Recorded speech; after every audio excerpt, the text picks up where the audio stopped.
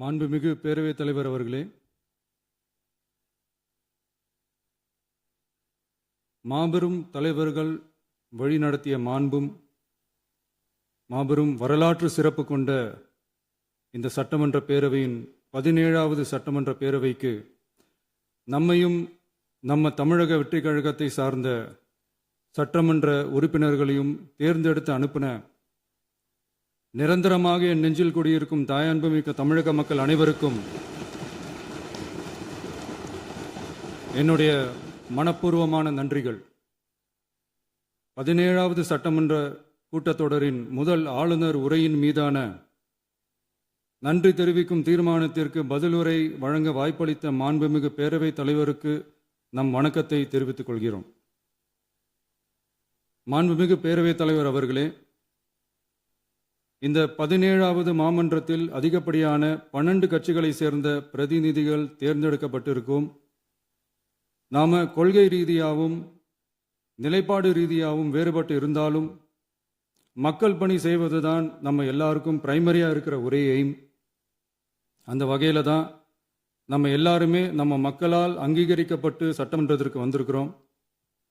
அதனால் நாம் கருத்தால் வேறுபட்டாலும் மக்கள் சேவை என்ற நோக்கத்தில் நம்ம மாநிலம் சார்ந்த விஷயங்களில் நம்ம எல்லாரும் ஒன்றிணைந்து பயணிச்சா நம்ம தமிழ்நாடு என்னைக்கும் எதிலையும் முதன்மை மாநிலமாக திகழும். ஆளுநர் உரைக்கு நன்றி தெரிவிக்கும் தீர்மானத்தில் பேசின மாண்புமிகு உறுப்பினர்களுக்கு நன்றி. எதிர்த்து பேசினாதான் எதிர்கட்சின்னு ப்ரூவ் பண்ண முடியும்னு நினைச்சுக்கிட்டு பேசின எதிர்கட்சியை சேர்ந்த எதிர்கட்சி தலைவர் உள்ளிட்ட மாண்புமிகு உறுப்பினர்களுக்கும் வணக்கமும் நன்றியும்.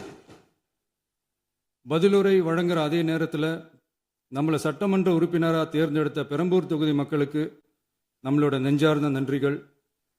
அதே மாதிரி ராஜினாமா பண்ணிட்டாலும் நம்மளை தேர்ந்தெடுத்த திருச்சி கிழக்கு மக்களுக்கும் இந்த மன்றத்தில் நம்மளோட நன்றியை பதிவு செய்கிறோம்.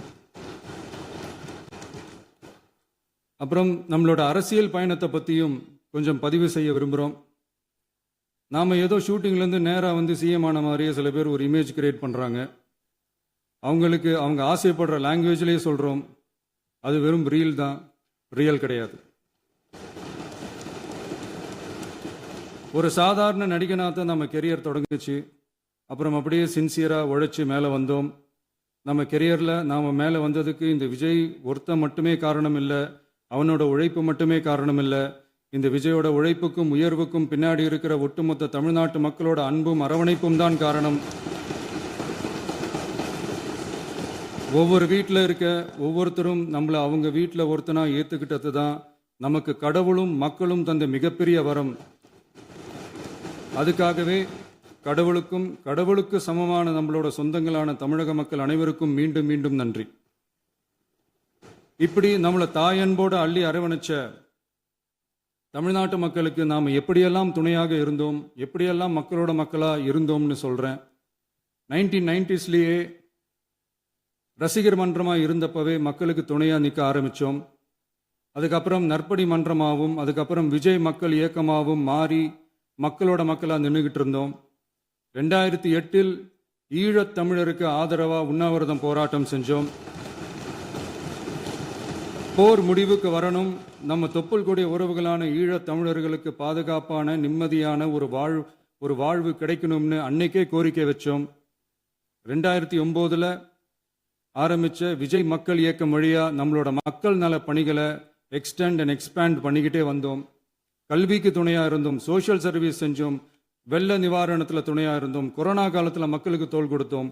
விலையில்லா விருந்தகம், குருதியகம், முட்டைப்பால் ரொட்டி திட்டம், விழியகம், பயிலகம், நூலகம், இப்படி பல வழியில் மக்களுக்கு துணையாக இருந்தோம். அப்புறம் நம்மளோட திரைப்படங்களில் நம்மளால் முடிஞ்ச வரைக்கும் ஊழல் எதிர்ப்பை சொன்னோம், சமூக நீதியை சொன்னோம், கல்வியை பற்றி சொன்னோம், அரசியலை பற்றி சொன்னோம். அரசியலை பற்றி பேசுனதுனால நம்ம படங்கள் சந்திச்ச இது வரைக்கும் சந்திக்கிற பிரச்சனையை பற்றி எல்லாருக்குமே தெரிஞ்சது தான்.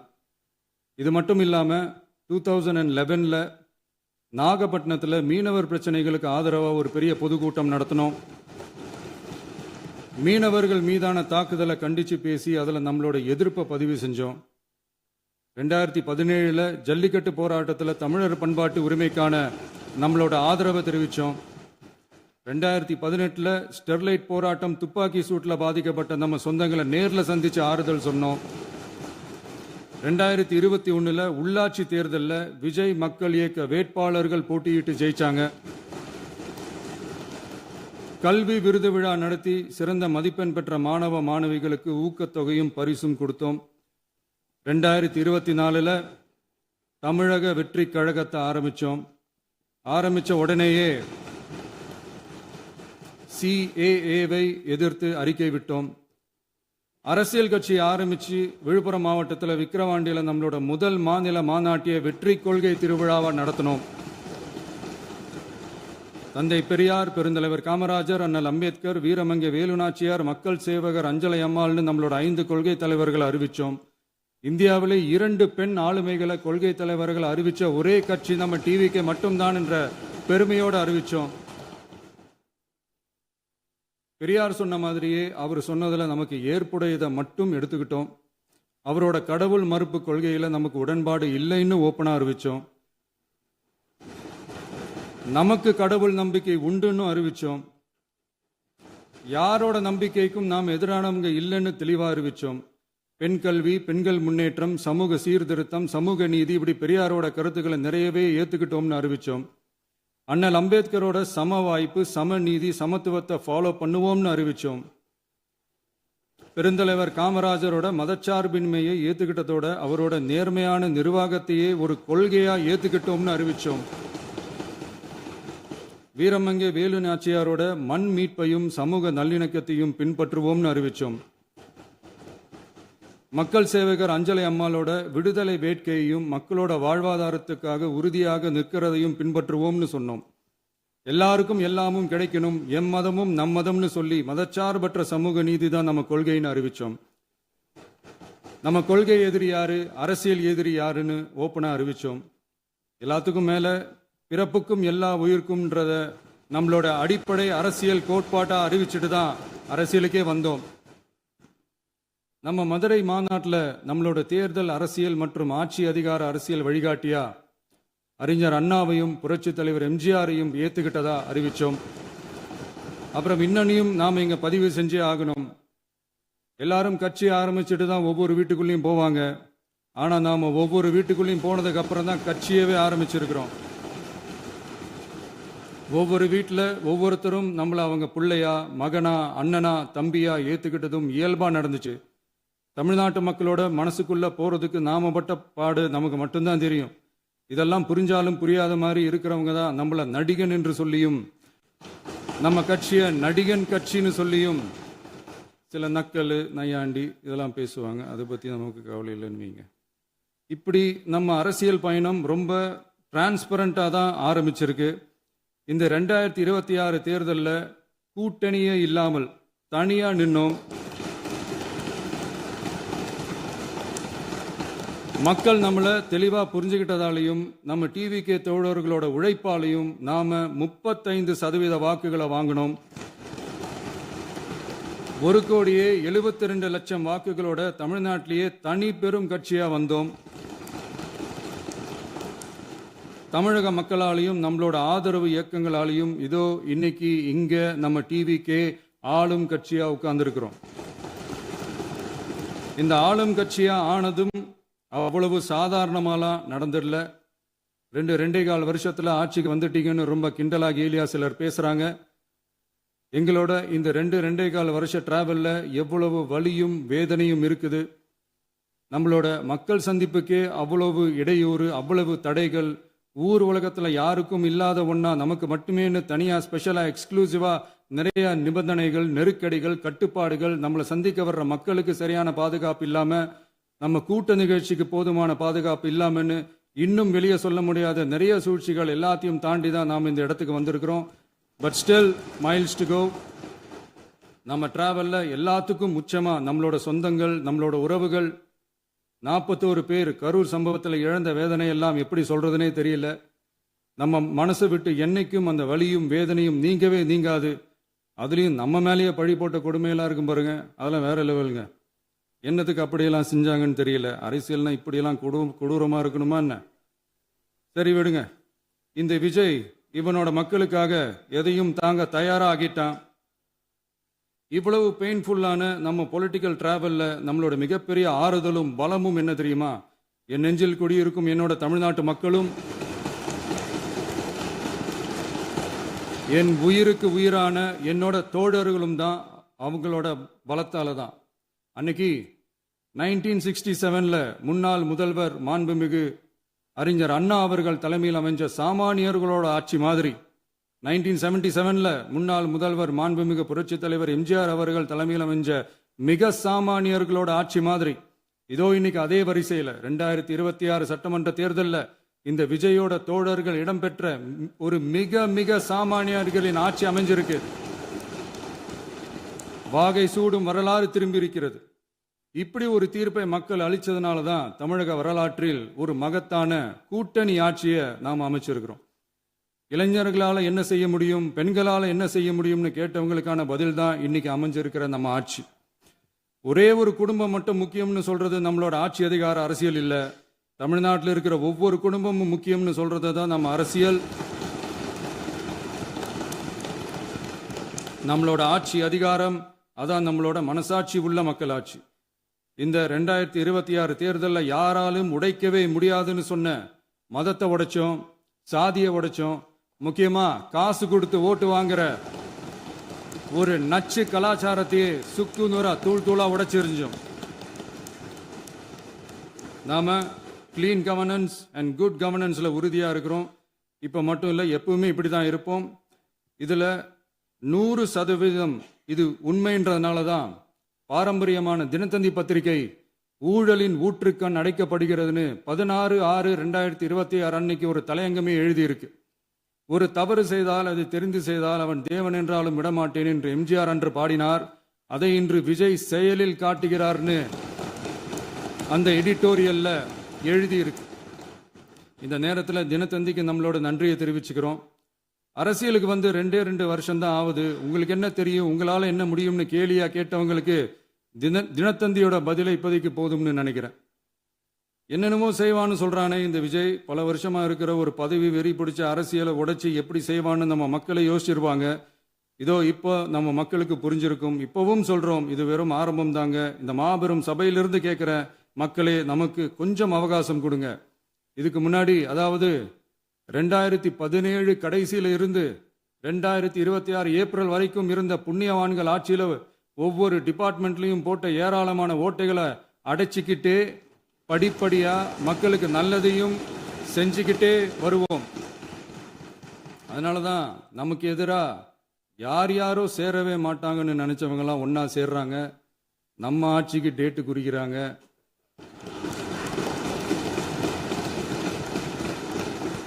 சரி, அவங்கள நம்ம மக்களே பார்த்துப்பாங்க, அதை விடுங்க. நாம ஆட்சிக்கு வந்து சரியா 40 நாள் ஆகுது. அதுக்குள்ள என்ன செஞ்சீங்கன்னு கேட்குறாங்க. ஒரு லிஸ்ட் ஒன்று சொல்றேன் கேளுங்க. பெண்கள் பாதுகாப்புக்காக சிங்கப்பெண் சிறப்பு படை, 200 யூனிட் வரை கட்டணமில்லா மின்சாரம், போதைப் பொருள் ஒழிப்புக்காக தனிப்படை, குறுவை நெல் சாகுபடியை ஊக்குவிப்பதற்காக 134.83 கோடி சிறப்பு தொகுப்பு திட்டம், வழிபாட்டு தலம், ஸ்கூல், பஸ் ஸ்டாண்டுன்னு அதுக்கு பக்கத்தில் இருக்கிற 717 மதுபான கடைகள் மூடப்பட்டன. அங்க வேலையில் இருந்தவர்களுக்கு வேறு கடைகளில் வேலை, கவனிக்கப்படாமல் விடப்பட்ட அம்மா உணவகங்கள் புதுப்பிக்கப்பட்டன. பத்திரப்பதிவு துறையில் பகல் கொள்ளைக்கு ஃபுல் ஸ்டாப் வைக்கப்பட்டுள்ளது. வருகையில்லா ஆவண பதிவு முறை கொண்டு வர உத்தேசிக்கப்பட்ட செயல்பாட்டில் உள்ளது.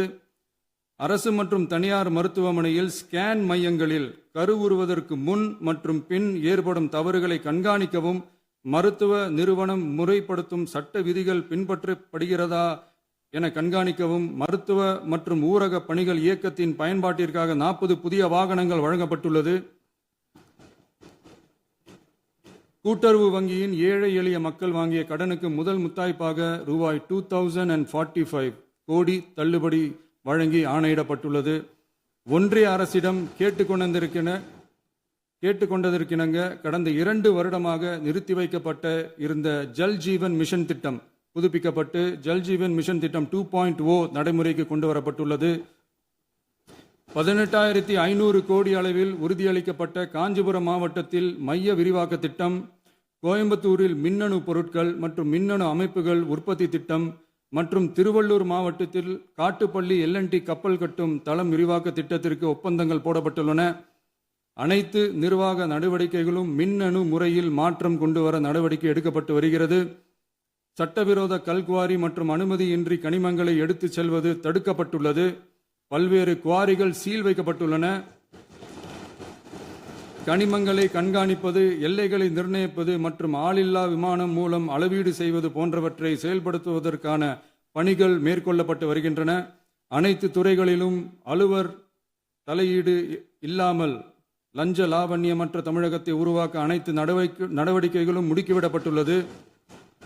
இதெல்லாம் சாம்பிள் தான், இன்னும் இருக்கு. இந்த வெறும் 40 நாளுக்குள்ளேயே இவ்வளவு செஞ்சிருக்கோம்னா இனி வர்ற நாட்களில் கொஞ்சம் கொஞ்சமாக படிப்படியாக ஸ்டெடியாக உழைச்சி லஞ்சலாவணம் இல்லாத, ஊழல் இல்லாத, பெண்களுக்கு பாதுகாப்பான, சுதந்திரமான, டிரான்ஸ்பரண்டான தமிழ்நாட்டை நம்ம சொந்தங்களான தமிழக மக்களுக்கு தர்றது தான் நம்மளோட ஒன் அண்ட் ஒன்லி டார்கெட். கண்டிப்பாக அதை நிறைவேற்றியே காட்டுவோம். 8 கோடி மக்கள் நம்மளோடு இருக்கிறப்போ ஏங்க இதை செய்ய முடியாது? மாண்புமிகு பேரவைத் தலைவர் அவர்களே, தமிழ்நாட்டின் கருவூலம் எப்படி திசை மாறி உருமாறி தேய்ந்து ஓய்ந்து கிடக்கிறதுன்னு சொன்னாங்க. திசை மாறி உருமாறி தேய்ந்து ஓய்ந்துன்னு வசனம் மாதிரி ரைமிங்கா இல்லாம வளமான இலக்கியமா இதே சபையில பேசினவங்களோட திறமையான ஆட்சியில நடந்த நிதி மேலாண்மையை பத்தி வெள்ளை அறிக்கையா வெளியிட்டோம். வெள்ளை அறிக்கை வந்ததிலிருந்தே கண்ணை கட்டுதுங்க. அந்த காலத்துல தான் பிள்ளையோ பிள்ளை, தொல்லையோ தொல்லைன்னு சொன்னாங்க. அதே மாதிரி தாங்க அவங்க ஆட்சியாலையும் அவங்களாலையும் இன்னைக்கு தமிழ்நாட்டுக்கே தொல்லையோ தொல்லை. இப்படி ஒரு நிலைமையை உண்டாக்கி வச்சுட்டு இவங்க சொல்றாங்க நமக்கு ஆட்சி செய்ய தெரியாதுன்னு. நம்ம அமைச்சர்களுக்கும் நம்ம சட்டமன்ற உறுப்பினர்களுக்கும் ஒன்றும் தெரியாதுன்னு. ஆமாங்க, எங்களுக்கு தெரியாதுதான். எங்க சட்டமன்ற உறுப்பினர்களுக்கும் அமைச்சர்களுக்கும் மக்கள் பணி செய்ய தெரிஞ்ச அளவுக்கு மக்கள் பணத்தை சுருட்ட தெரியாதுதான்.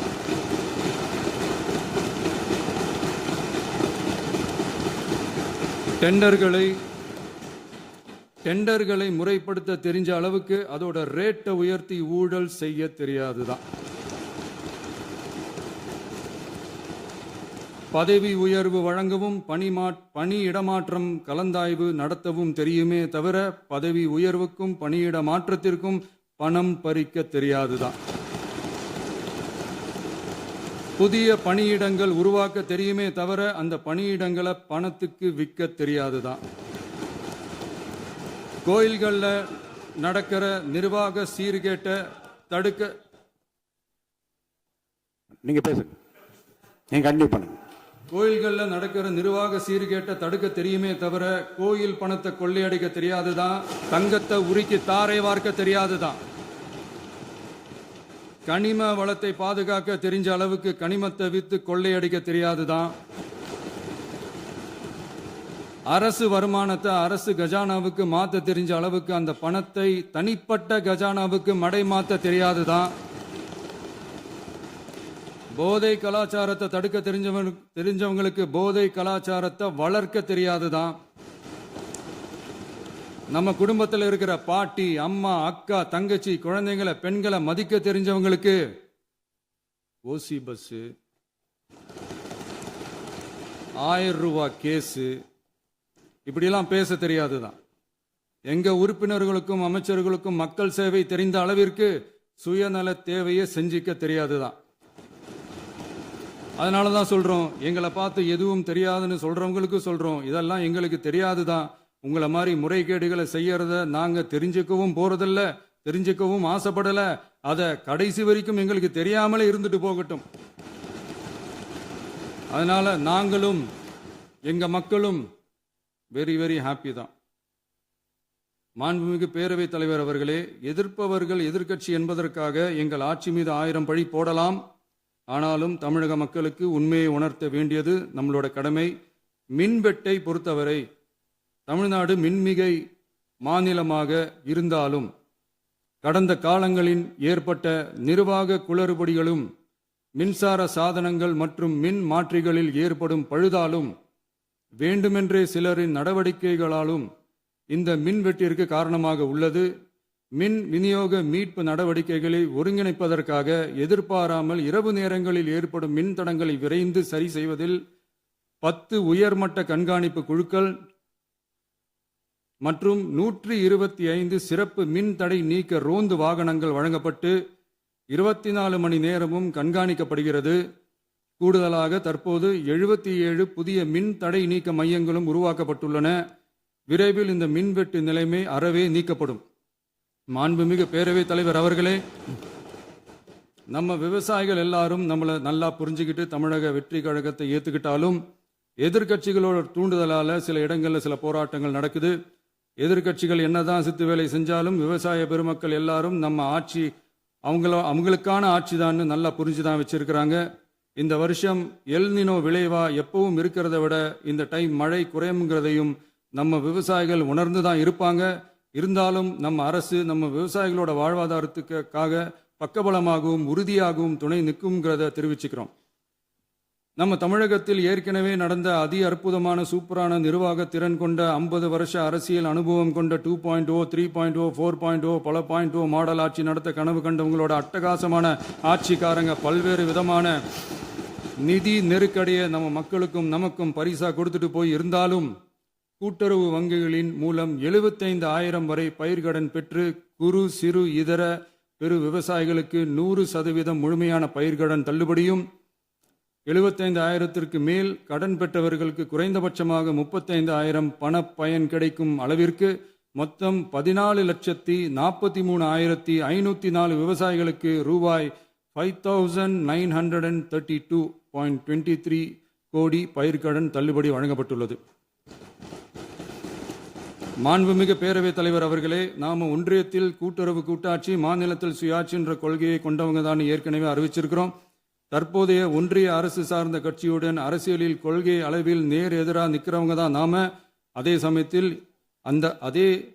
அதே சமயத்தில் எதுக்கெடுத்தாலும் கண்ணை மூடிக்கிட்டு ஒன்றிய அரசோட மோதல் போக்கை விரும்புறவங்க நாம இல்ல. நமக்கு எப்பவுமே தமிழகத்தின் வளர்ச்சி மட்டும்தான் முக்கியம். அதுக்காக நம்மளோட அரசியல் ரீதியான கொள்கைகளையோ மாநில உரிமைகளையோ கொஞ்சம் கூட விட்டு கொடுக்கவே மாட்டோம். அதுல ரொம்ப தெளிவாகவும் உறுதியாகவும் இருக்கிறோம். இனியும் இப்படித்தான் இருப்போம். அதுல ஒருபோதும் மாற்றமே இருக்காது. அதனால இதுல யாரு திசை திருப்ப வேலையில் ஈடுபட்டாலும் அவங்க எல்லாரும் மக்கள் மத்தியில் தோற்பது உறுதி. எனவே நம்ம மக்களுக்கோ சிறுபான்மை சகோதரர்களுக்கோ நம்ம ஆதரவு இயக்கங்களுக்கோ எந்தவித சந்தேகமும் வேண்டாம். நாம் யாரோட டீமும் இல்லை. நாம எப்பவுமே பியூரான பீப்புள்ஸ் டீம். இன்னும் சொல்ல போனா நாம secular team, social justice team. மாண்புமிகு பேரவைத் தலைவர் அவர்களே, அரசு விழாக்கள், கல்வி நிறுவனங்கள் மற்றும் பல அதிகாரப்பூர்வ நிகழ்ச்சிகளோட தொடக்கத்தில் நம்ம தமிழ்தாய் வாழ்த்த பாடுறது தான் வழக்கமாக இருக்கு. தமிழ்தாய் வாழ்த்த பொறுத்த வரைக்கும் நம் அரசு இதில் நம்மளோட உறுதியான நிலைப்பாட்டை ஒன்றிய அரசுக்கு மிக தெளிவாக தெரிவிச்சிருக்கு. அது இல்லாமல் இதில் மாநில அரசின் கொள்கைக்கு ஏற்ப ஒன்றிய அரசின் அறிவிக்கையில் திருத்தம் மேற்கொள்ள கோரிக்கையும் விடுக்கப்பட்டுள்ளது. நீட் தேர்வை பொறுத்தவரை கிராமப்புற மற்றும் பொருளாதார ரீதியாக பின்தங்கிய மாணவர்களுக்கு சமமான வாய்ப்பை வழங்குவதில்லை. மருத்துவ கல்வியில் சமூக நீதி மற்றும் சம வாய்ப்பை நீட் பாதிக்கிறது என்பதை உணர்கிறோம். எனவே மருத்துவ படிப்புகளுக்கான சேர்க்கையை 12ஆம் வகுப்பு மதிப்பெண்களின் அடிப்படையில் நடத்த வேண்டும் என்று நமது அரசு வலியுறுத்தி வருகிறது. மத்திய அரசிடம் நீட்டிலிருந்து தமிழ்நாட்டிற்கு விலக்கு வழங்க வேண்டும் என்று கோரிக்கை விடுத்துள்ளது. மாண்புமிகு பேரவைத் தலைவர் அவர்களே, பேரறிஞர் அண்ணா அவர்கள் தலைமையிலான அரசு 1968இல் இருமொழி கொள்கையை நடைமுறைப்படுத்தியது. தமிழ் ஆட்சி மொழி, தமிழ் மொழியை பாதுகாப்பது, மாணவர்களுக்கு ஆங்கிலத்தின் மூலம் உலக அளவிலான வாய்ப்புகளை வழங்குவது, எந்த ஒரு மொழியையும் கட்டாயமாக திணிப்பதை தவிர்ப்பது மற்றும் எதிர்ப்பது, நிலத்தின் மொழி மற்றும் பண்பாட்டு அடையாளத்தை பேணுவது என்பதை நம் தமிழக வெற்றிக் கழக ஆட்சி ஏற்றுக்கொண்டுள்ளது. எனவே தமிழ்நாட்டில் தமிழ் ஆட்சி மொழி மற்றும் இருமொழி கொள்கை என்பதில் நமக்கு மாற்று கருத்தே இல்லை.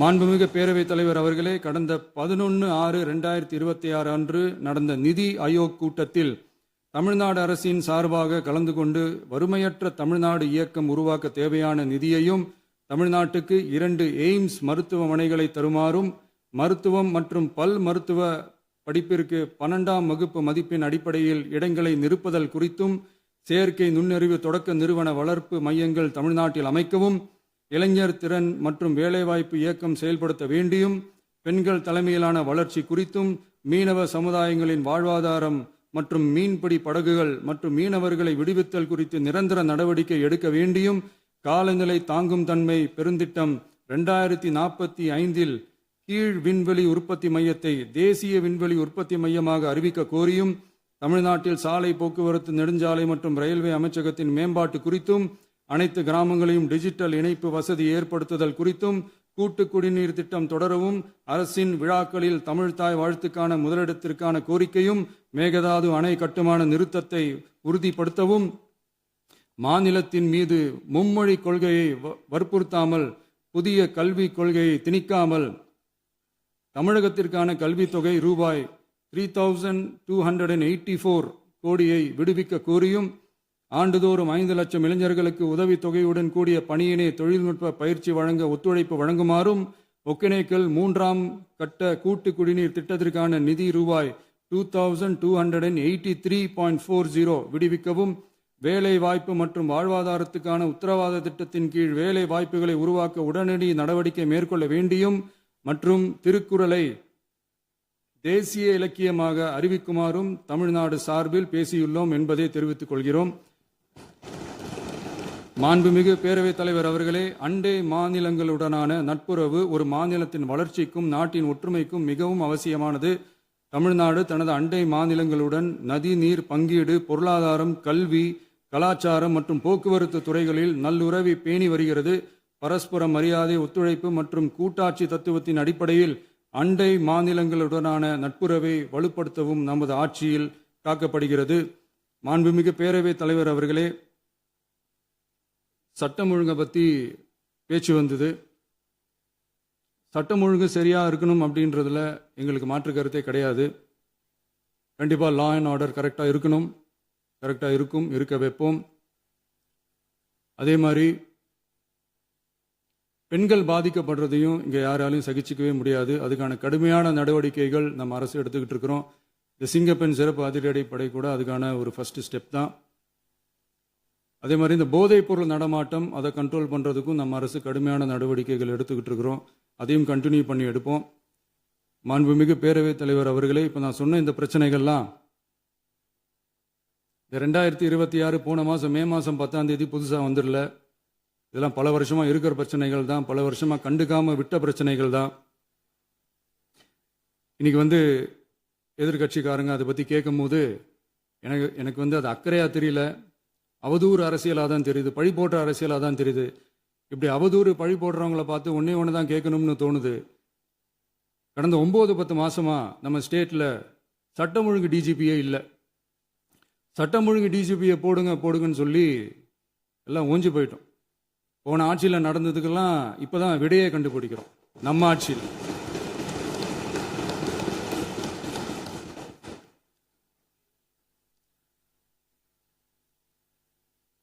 இந்த போதைப் பொருள் நடமாட்டம்லாம் தாறுமாற அப்படியே பரவி கொட்டி கிடக்குது.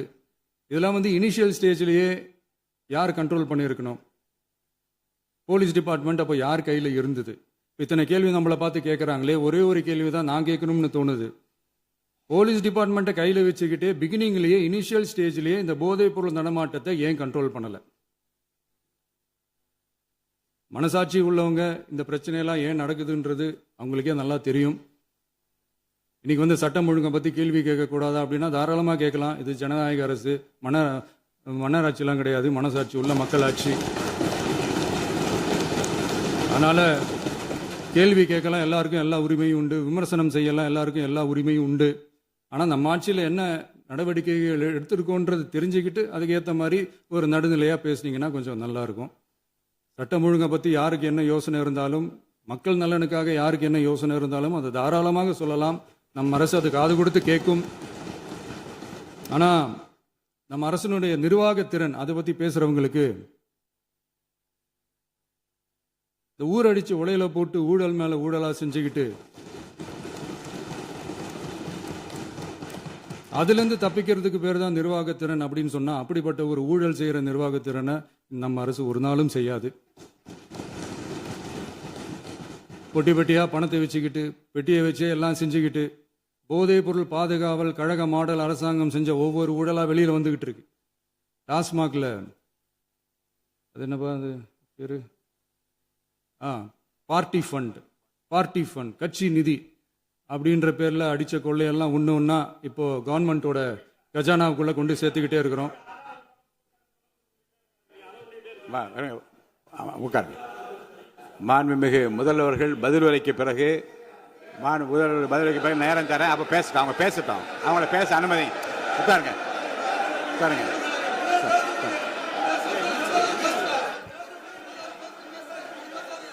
மாண்புமிகு அலோவ் பண்றேன் உட்காருங்க. மாண்பு உறுப்பினர்கள் நீங்க இங்க உட்காருங்க, அமைதியா உட்காரு. நீங்க எல்லாம் உட்காருங்க.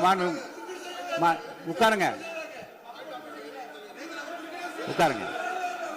மாண்புமிகு நீங்க எல்லாரும் உட்காருங்க. அமைதியா உட்காருங்க. இருங்க, உட்காருங்க. அப்புறம் நீங்க என்ன உட்காருங்க. நான் கொடுப்பேன், உட்காருங்க. நான் பாயிண்ட் ஆஃப் வர கொடுங்க, நான் கொடுக்குறேன்.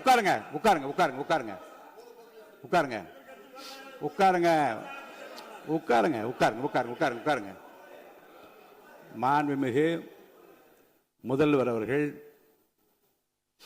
கோர்வையாக நிதானமாக சொல்லிக்கொண்டே இருக்கிறார். நீங்க குறிப்பெடுத்து வைத்துக் கொள்ளுங்கள். பேசி முடித்தவுடன் நான் உங்களுக்கு அவகாசம் தருகிறேன். நீங்க ஒண்ணா சொல்லுங்க, என்ன என்பது நீங்க சொல்லுங்க. உங்க சொல்லுகிற வாய்ப்பை நான் உங்களுக்கு தருகிறேன். இப்போது மாண்புமிகு முதலமைச்சர் உங்கள் உரையை தொடரலாம்.